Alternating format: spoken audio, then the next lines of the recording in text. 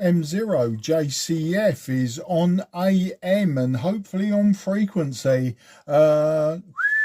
Well, we're getting up to 20 watts, but on the normal speaking voice, seeing about, seeing about 12, 15 watts peak, maybe a little bit more. So M0 JCF is listening and waiting for Guy, G0UKN.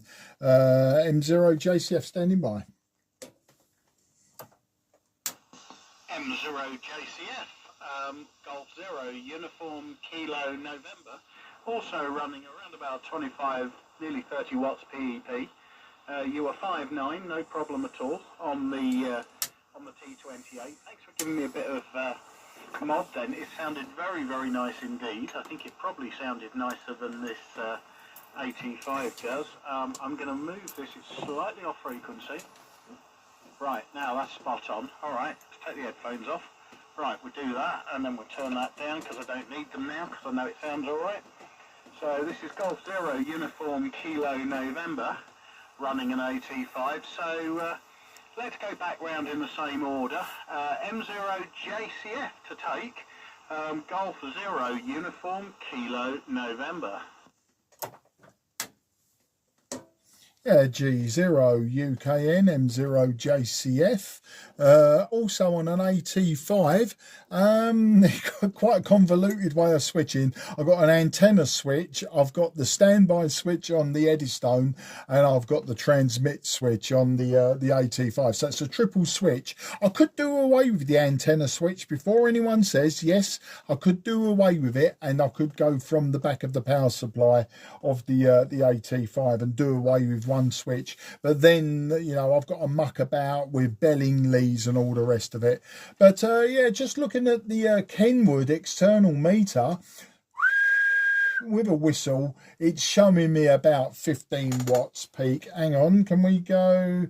No, this one doesn't do average and peak, so I'm not too sure what it does.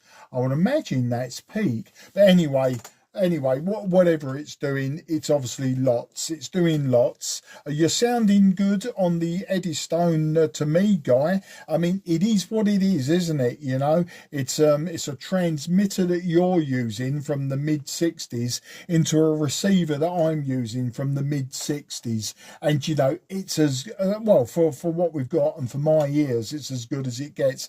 Yeah, I wasn't sure if it was 9 or 10 kilohertz, that line output transformer whistle on the old 405 line tellies, but I couldn't hear them nowadays. So anyway, without further ado, hopefully he's got his AT5 all plugged in, wired up. We'll hand it round to David, M0WDT from M0 JCF in the Cray Valley top band net.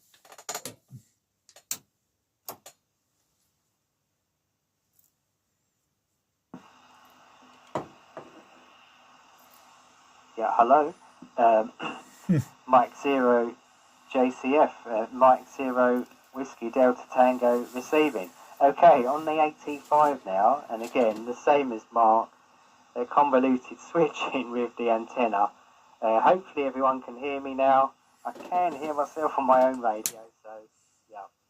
I haven't got a power meter in line. I think I loaned it out to someone, and yeah, I haven't got that at the moment, but I can say on the bench, the carrier is about a 7 watt carrier, so I'm not really sure, a 6 or 7 watt carrier,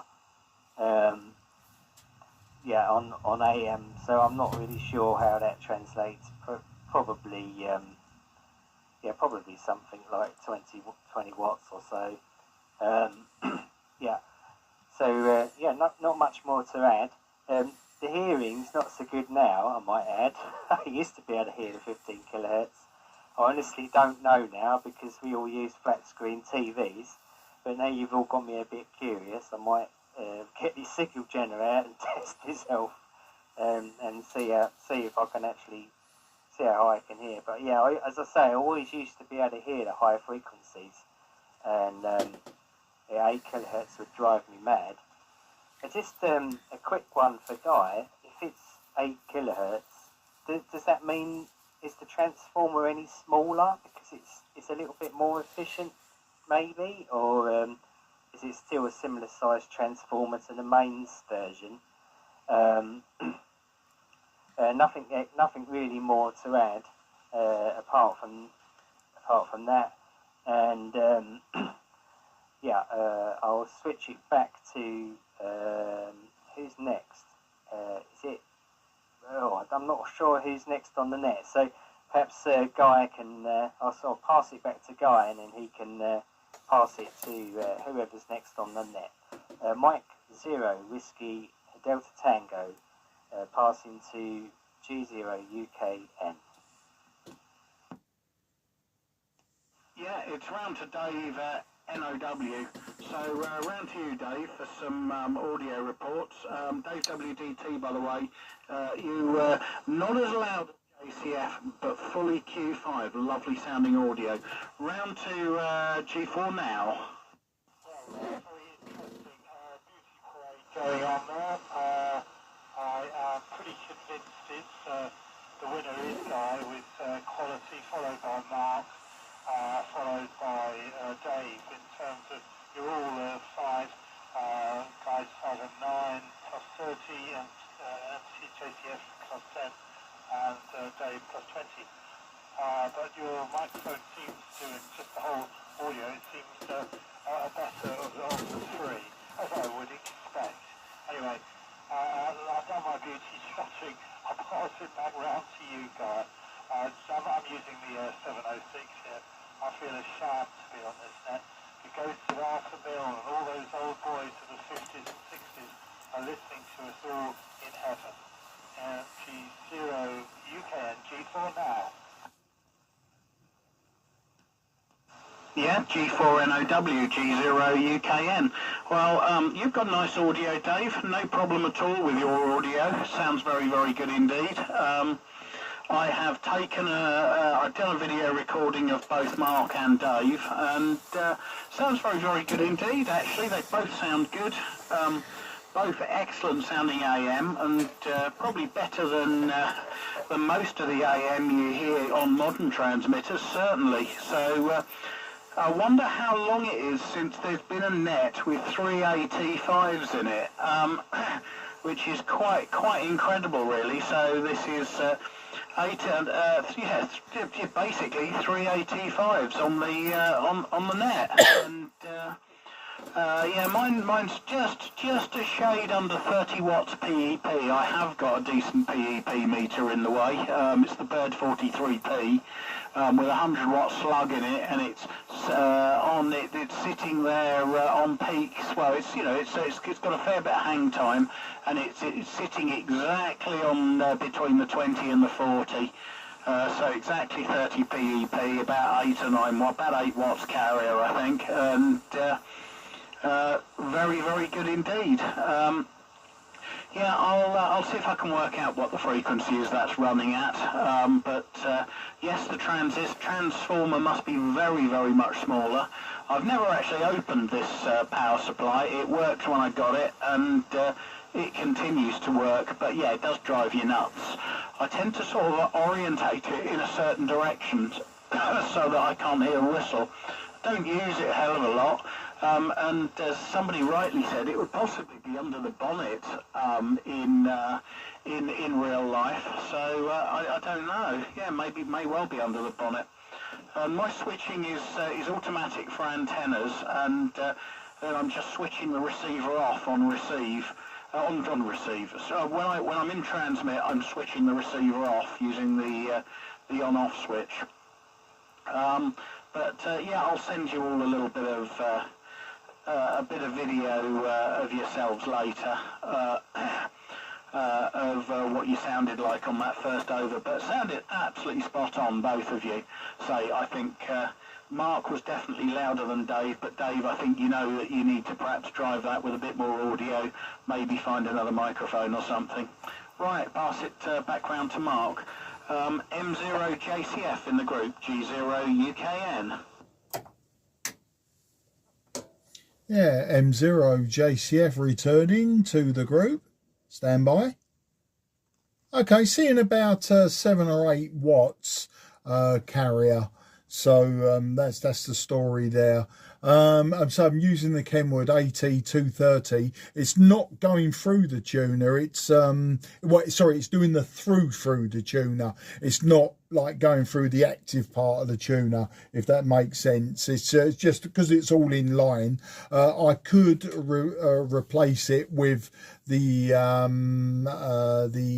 RX200, I think. Yeah, RX200, which is both PEP and AVG, but I don't want to be unplugging things and mucking it all about when I know it works. The microphone that I'm using is the ACOS, and the guy, it was the one that you recommended I get way back when. It's the MIC 33-1.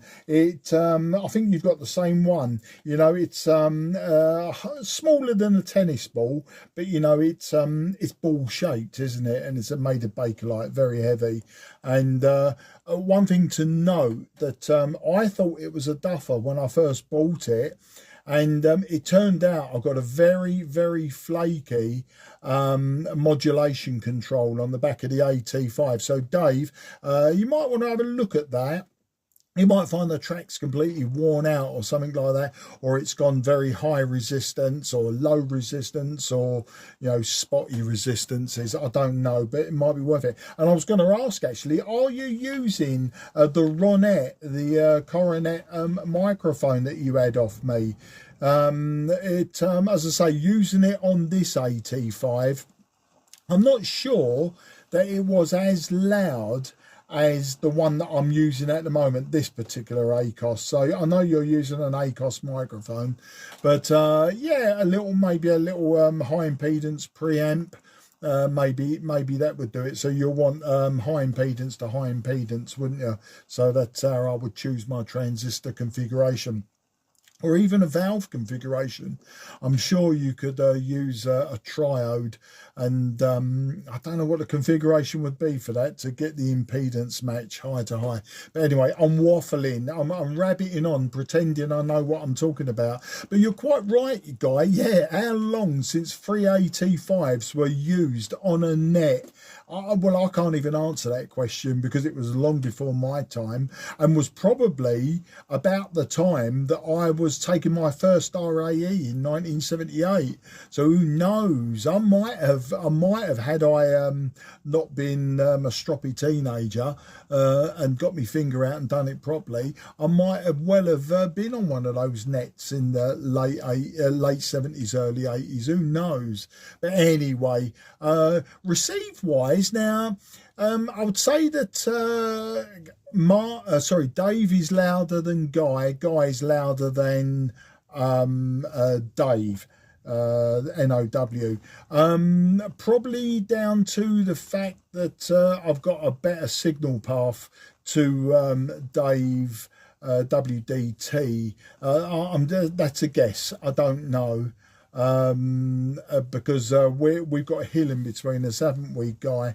Interesting as well that my sort of just under 4 watts was getting into Derby. I suppose what it is, we went past sunset, didn't we, when we started this net? We were just coming around sunset, and then of course as the net progressed, we've got more into the sunset, so the delay has probably collapsed a bit, allowing a bit of skip, a bit of high angle skip from me as well.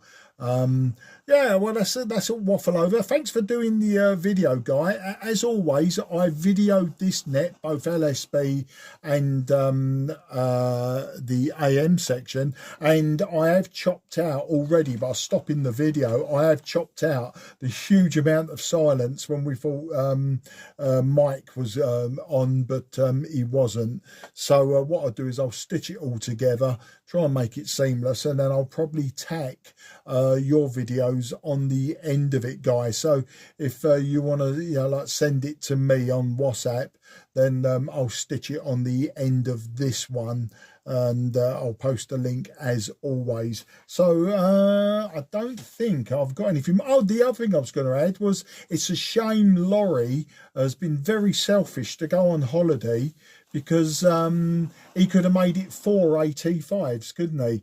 that would have been really quite something. I mean, that would have been one for the record books, I'm sure. M0 WDT to take from M0 JCF in the Cray Valley, first Monday of the month, Top Band Net AM. Mike 0 JCF, Mike 0 WDT receiving. Yeah, all received there, both Guy and Mark. Where I have no idea about 85 nets, as this radio is probably old. Well, in fact, I'm sure this radio is older than me, and yeah, I wouldn't be using it if it wasn't thanks to both of you with your help getting this thing working. The input port is a bit scratchy. I have cleaned it up, but it is at maximum, so there is no attenuation on the input port at all. In fact, actually, the pot isn't on the input. I think it's on the first or second audio stage. I think it's on the second audio stage. First audio stage going into the second audio stage. And that's basically no attenuation at all. So straight through from one valve to another. I don't know whether there's a way, perhaps a bit of valve switching, or perhaps there's something that I can do to get a little bit more gain out of the ECC 83 in there, or over that, as you suggest, just keep my eye out for another crystal mic. I'm not sure whether I really want to mess around with trying to get a preamping line, just try and get it working as is, you know, as it was meant to be used. Yeah, interested to see the videos of this, although I'm never really keen at listening to my own voice. But yeah, really good to see what it actually sounds like on air. With that, yeah, handing it over to Dave, G4 NOW from M0 WDT.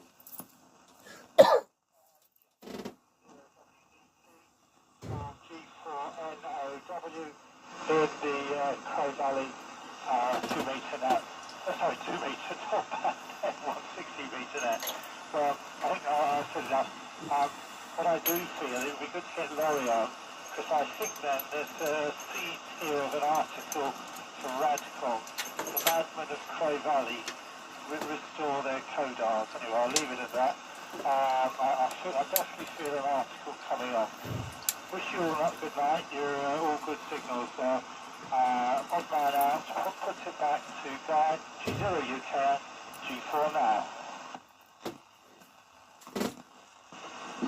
Yeah, G4NOW, G0 UKN.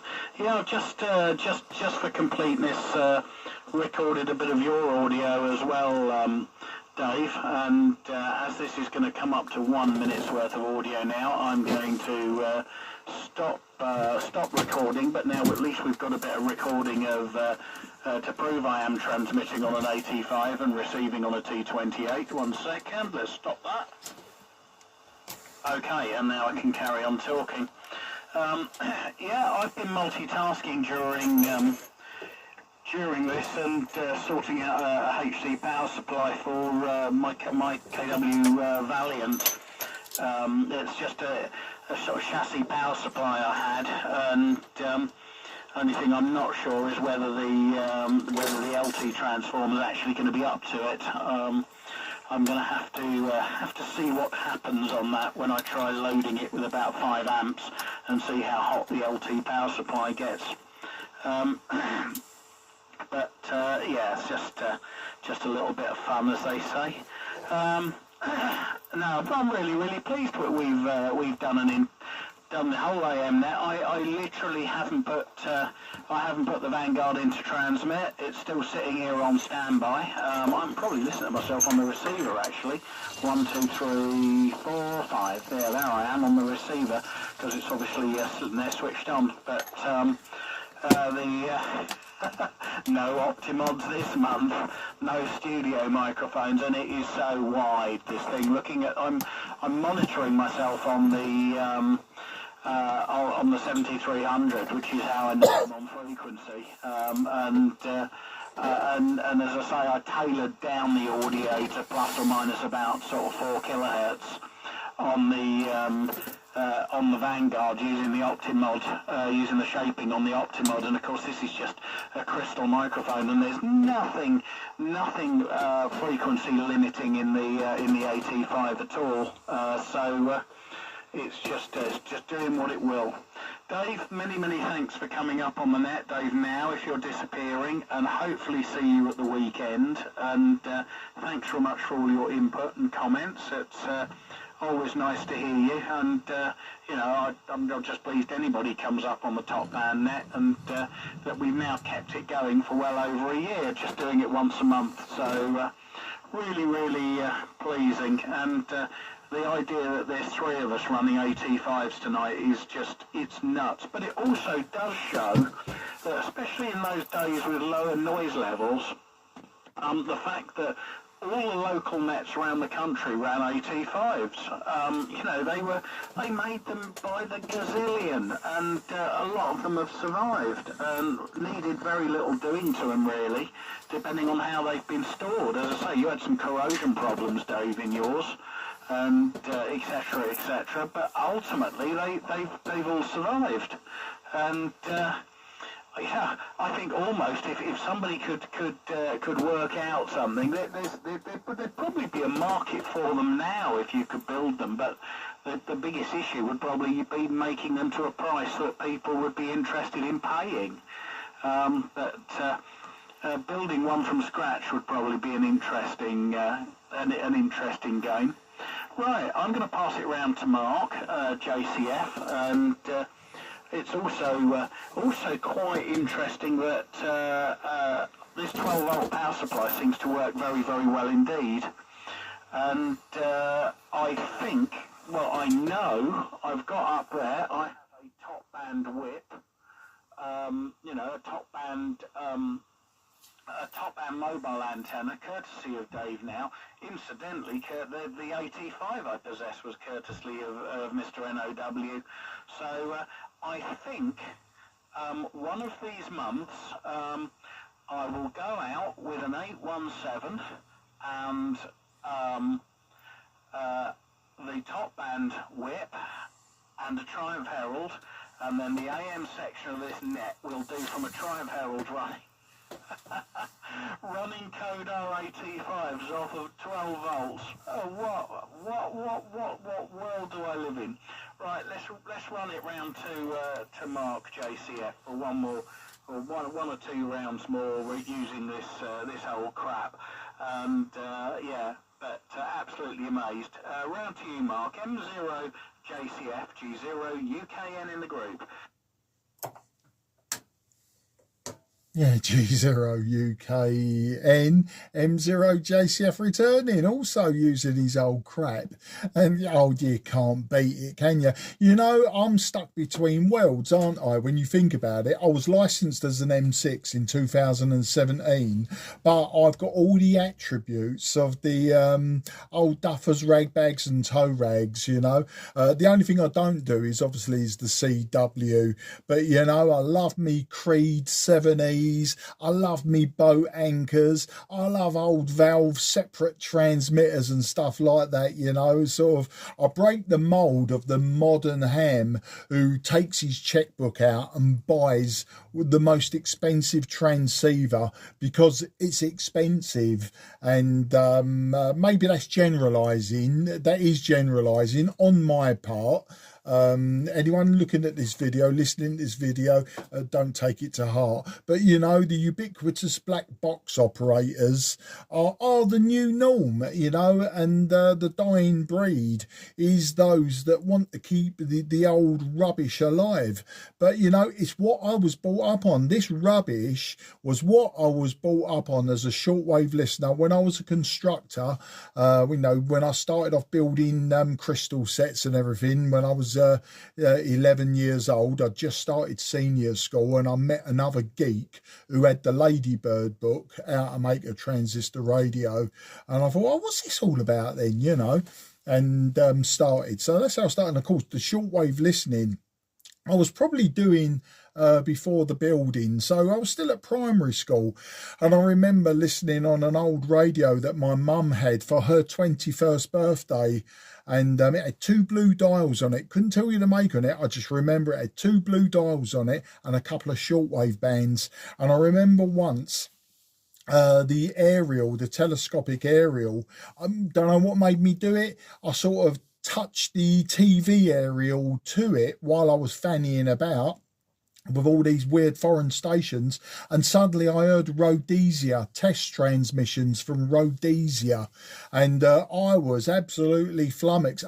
Where was Rhodesia? What was this funny accent? What was a test transmission? You know, the list goes on, and of course that's not quite how I started, because I started prior to that with batteries, bulbs and magnets and all that old nonsense, and I'm sure you all know that Ladybird book as well. I do have a copy. It's absolutely beautiful. It's fantastic. Pictures of young girls and boys ripping zinc carbon batteries to bits and putting batteries on their tongues and all sorts of things, you know. Absolutely fantastic. Anyway, what I've done is I've fired up the AR88. I can actually see this signal meter responding to my voice, so I must be very, very near the net frequency. And what I'm going to do for the final round or so, I'm going to receive, I was going to save this receiver for when I fire up the KW160, but I'm thinking, what the hell, we're all having fun, and it would be very churlish not to put this radio to good use. My claim to fame with this particular AR88 is I did join a 40-meter band net with it, and I did what I've done tonight. I was using the FT817 as a transmitter, and 40 meters, even with like just 1 or 2 watts, I can work wonders with 40 meters all around the UK. And I was using that as the transmitter, and I was receiving everyone on the AR88, and yeah, I was having right good fun with it. You know, hard work sometimes. You say you have to juggle with all the controls, and yeah, it can be hard work juggling RF and AF and the BFO and everything else. But you know, I wouldn't do it if it was easy. Anyway, I'm going to hand it round to Dave, and then I'm going to be swapping antennas, moving the phone around to get a better shot of the AR88 and see if we can do the rest of the net on that from my point of view. So round to you, Dave. M0WDT to take from M0JCF in the Cray Valley net. Hello, JCF. Mike 0 Whiskey Delta Tango receiving. Yeah, all received. I mean, I think we probably all started in a similar vein, you know, taking things apart. Yeah, I mean, I'm actually amazed how well these things actually work for such a simple device, and that's kind of what's piqued my interest in this stuff, even though really valves are before my time. I think my parents probably had some of this stuff in their house, you know, when I was a baby, but you know, by the time I was old enough to be aware of the things around, all of this stuff was long gone. But I am really kind of interested.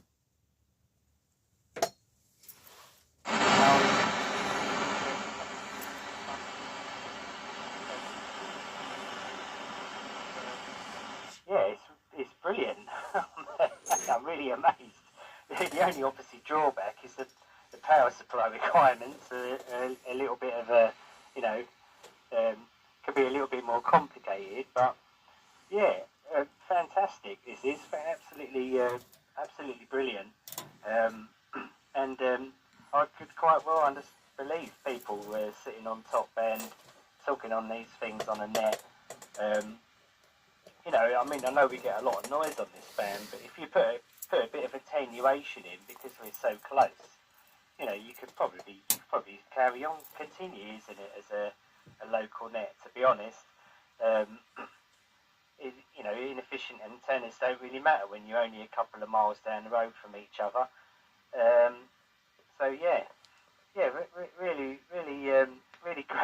great net, and yeah, happy that this radio is this transmitter's managed to survive for the most of the net, and yeah, and seems to be working okay.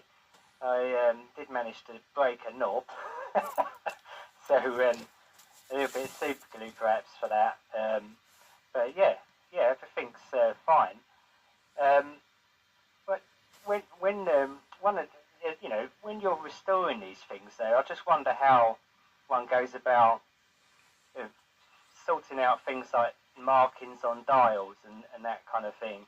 The markings on the dial on this are quite worn, and I honestly don't trust myself to be able to recreate it by hand. I just wondered how would a radio restorer go about recreating something like this on a dial. I guess fascias can be done on computers with a bit of careful drawing and printing, but when you're actually printing on a knob or a dial, I just wonder, is there anything that can be done about that, or is that it, if you like?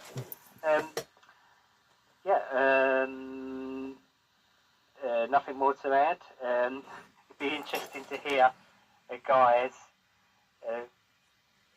classic top band mobile net presence in the car and the transmitter to match.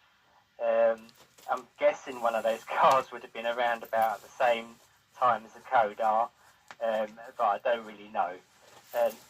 So I'm not sure if Dave's there, but just going to try anyway. Pass around to Dave, G4 NOW, if not Guy G0UKN from Mike 0 Whiskey Delta Tango in the top band net.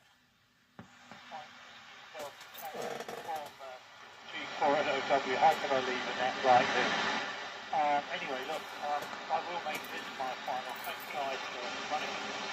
On a serious note, he's managed to start my thoughts about producing Cray Valley interesting to add to the always unusual. Could I ask you just if you've got mobile phones, take a picture and send it? I know Mark's done one easy, which you can send to me because it's a basic montage, about Cray Valley and hopefully we can get a story on as well. I don't think there's anyone else that you like those guys. Anyway, I think it'd be nice to do an article on this because they're fantastic radio. I'm glad I gave it to you guys. It's being used, and I'm glad I gave it to the top band win. Anyway, cheers to everybody. Nice to work with you. I'll just listen to guys over and I'm vanishing away. God bless you all. G0 UK and G4 now.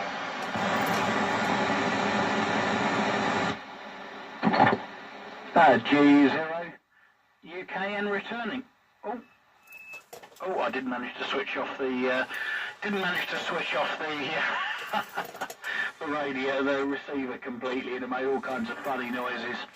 Okay, well, I can see both the Daves on Derby. I seem to be stronger on Derby. I've got a stronger line. I don't know whether I'm audible on Derby. Let's turn it up and see if I can hear myself. I don't think I can actually, or maybe just I can hear myself. But there I am with a carrier on Derby, with this funny little beast. I could definitely see a line of a carrier from both the Daves, so these things are getting out. It's quite amazing, really. Yeah, I'll tell you what, I'll just go out of that and I'll go into camera now. And right, let's go into camera and just take a picture of the setup. Oh, blimey, what's that done? Okay, right, I am just taking a picture of the setup now. It's not very... let's just try and move this in here so you can see oh, no, this is not easy to do. Let's just take it like that. Okay, there's a picture of the setup. So I'll send you a picture of this.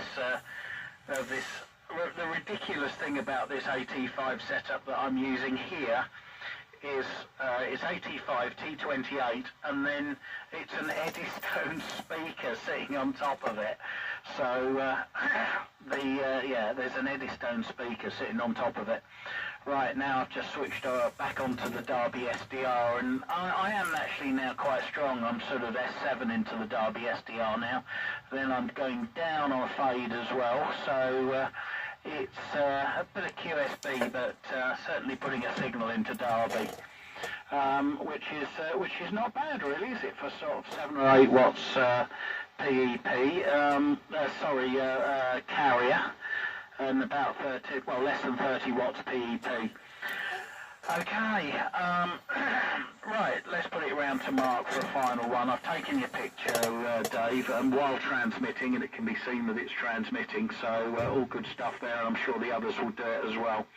Right, M0JCF in the group, G0UKN. G0 UKN, M0 JCF in the Cray Valley group. Now listening to you, all three of you, on the AR88. Now I've got to say, Dave, WDT, don't change that microphone. That microphone is absolutely fantastic. You are, I know the term's used a lot in SSB, broadcast quality, BBC quality, but it really is a good quality, on par with some shortwave broadcast stations. I don't think your microphone's the problem. I think, yeah, it's maybe the double trialed, was it the 12AX7 or the ECC83? You know, you maybe want to juggle about with them, and it might be that the two sections are no longer matched. You've got to consider that these valves are quite old. We don't know the history of the valves, where they've been used before, if they've been used anywhere other than the AT5 that you've got.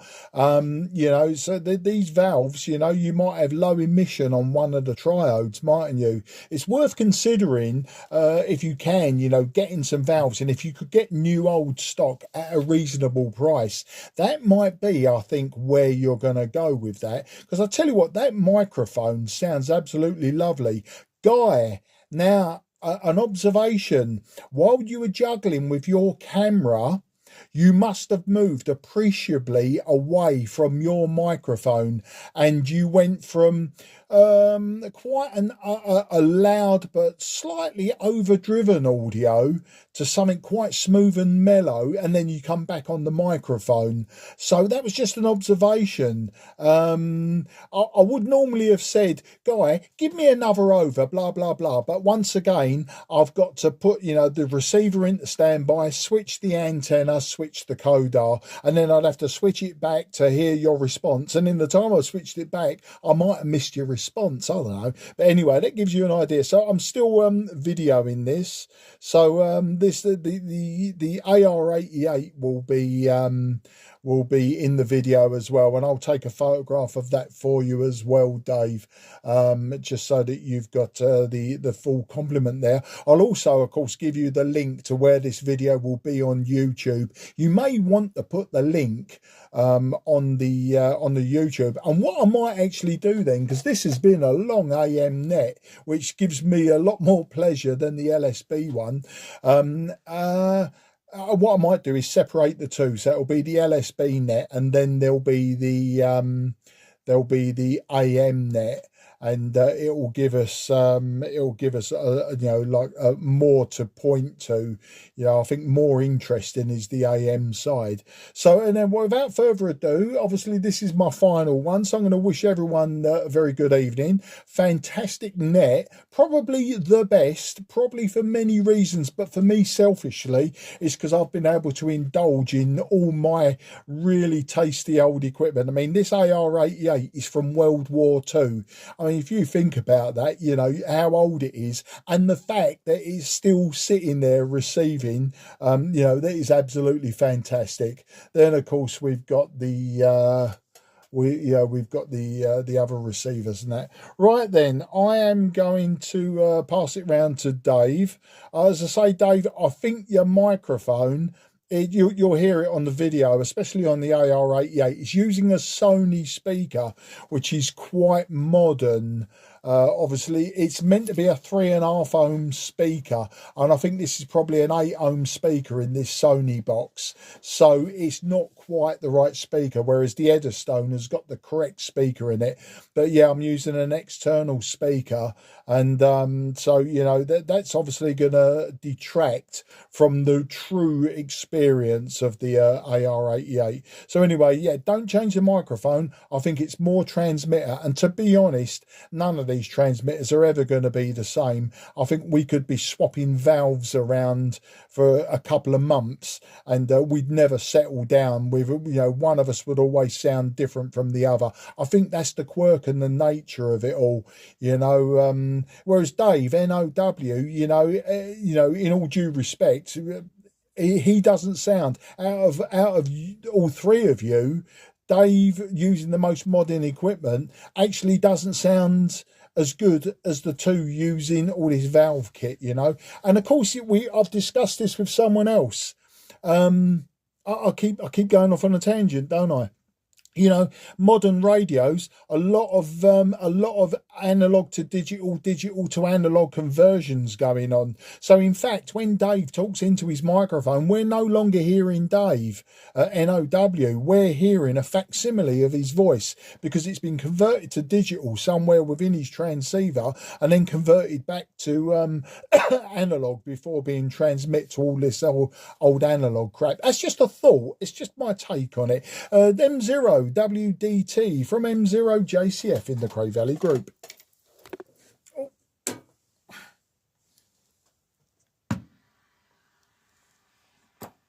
Yeah, okay. My M0JCF, mic 0 WDT receiving. Okay, good to hear the mic is good quality. Just taking a photo there for Dave now. Yeah. Yeah, really good to hear that the mic's good quality. Perhaps there's something I can do to tweak the gain slightly, or maybe I don't really need to. I can just leave it like this. I did notice that you can't really get much more than about 70 or 80% modulation anyway on this. If you can turn up the gain higher, but it just distorts. It doesn't actually give you any deeper modulation. So I'm not really sure how much louder this microphone can go anyway, and whether it's even necessary. So perhaps it's absolutely fine to keep as is and not fiddle with it. So yeah, really good net tonight. Thoroughly enjoyed it, and quite aware that time's getting on now. So I'll keep it short, and I'll just pass it back to Guy, G0UKN from M0WDT.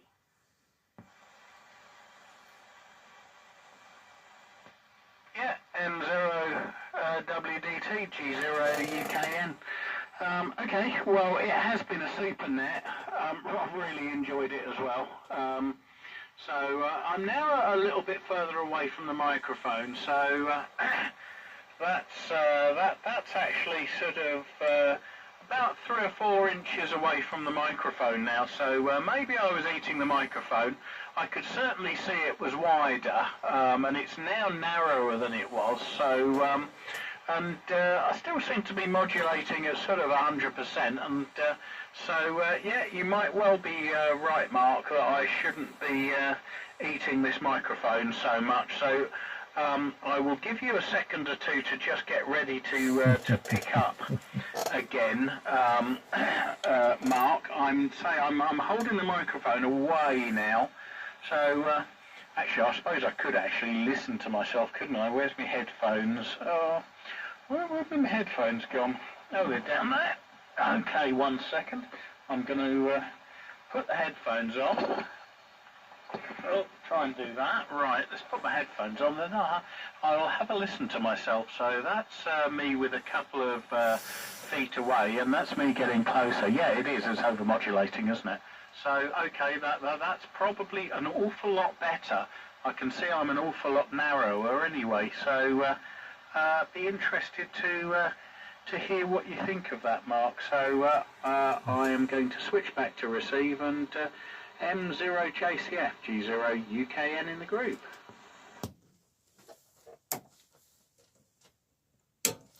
G0UKN M0JCF. Yeah, absolutely fantastic difference. Yeah, when you're on top of the microphone, and I might be doing the same. And then another observation as well. So when you're talking into the microphone, you know, you're talking into the microphone.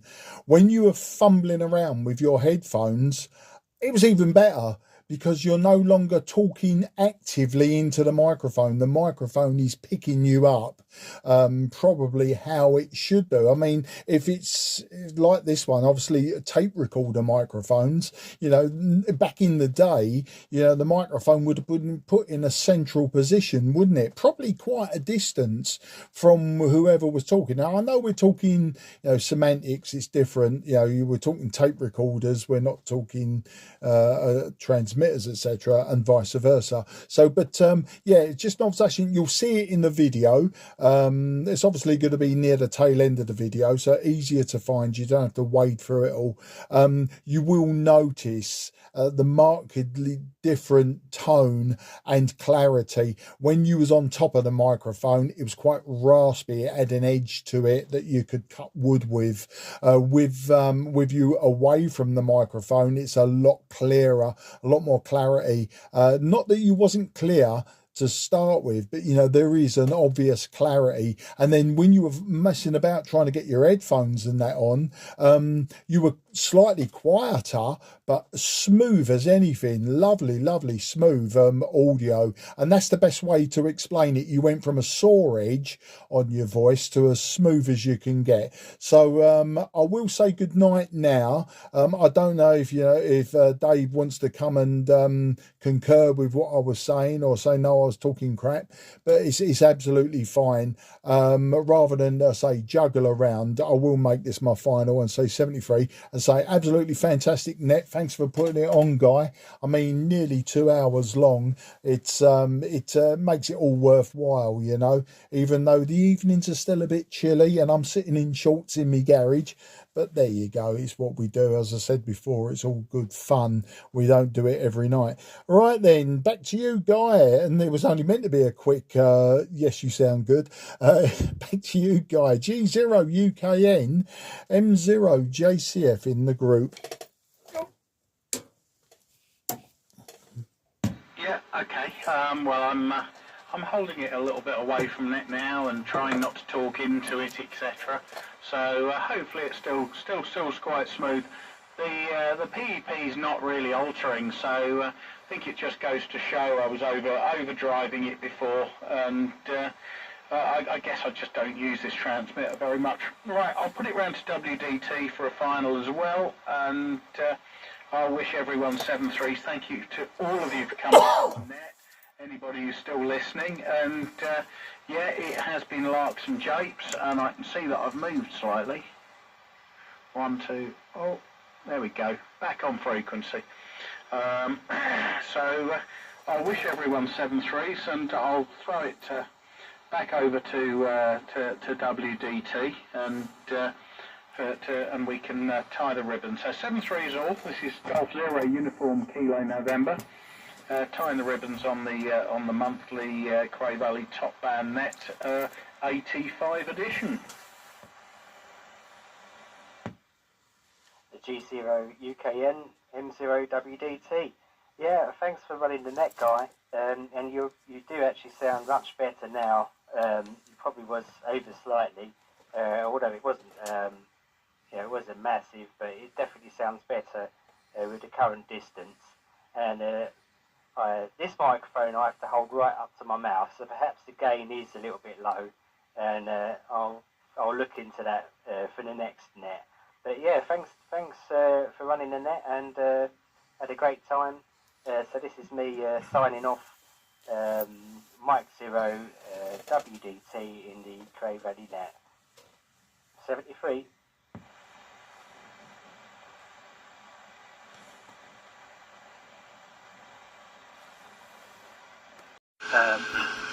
Mike 0 JCF, Mike 0 Whiskey Delta Tango receiving. Okay, on the AT5 now, and again, the same as Mark, a convoluted switching with the antenna. Hopefully everyone can hear me now. I can hear myself on my own radio, so yeah. I haven't got a power meter in line. I think I loaned it out to someone, and yeah, I haven't got that at the moment. But I can say on the bench, the carrier is about a 7-watt carrier, so I'm not really sure. A 6 or 7-watt carrier, yeah, on AM, so I'm not really sure how that translates, but probably switch. I could do away with the antenna switch before anyone says yes. I could do away with it, and I could go from the back of the power supply of the AT5 and do away with one switch. But then, you know, I've got to muck about with Bellingleys and all the rest of it. But yeah, just looking at the Kenwood external meter, with a whistle, it's showing me about 15 watts peak. Hang on, can we go? No, this one doesn't do average and peak, so